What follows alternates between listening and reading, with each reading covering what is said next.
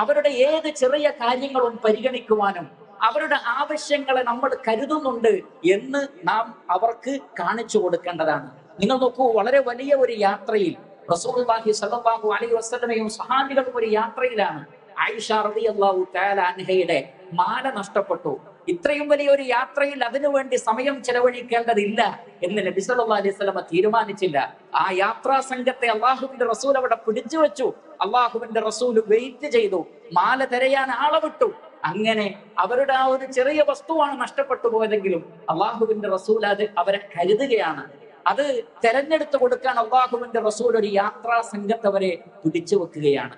നബി സല്ലല്ലാഹു അലൈഹി വസല്ലമയുടെ കൂടെ ഭാര്യമാര് യാത്ര ചെയ്യുമ്പോൾ ഒട്ടകപ്പുറത്തേക്ക് കയറാൻ അവർക്ക് ബുദ്ധിമുട്ടുണ്ട് ആകുമ്പോൾ അള്ളാഹുവിന്റെ റസൂൽ സല്ലല്ലാഹു അലൈഹി വസല്ലം തന്റെ കാൽമുട്ട് വെച്ചു കൊടുക്കുമായിരുന്നു അവർക്ക് ചവിട്ടി കയറാൻ വേണ്ടി.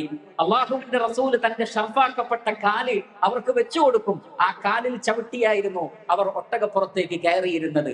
റസൂലുള്ളാഹി സ്വല്ലല്ലാഹു അലൈഹി വസല്ലമ വീട്ടുജോലികളിലെല്ലാം അവരെ സഹായിച്ചിരുന്നു.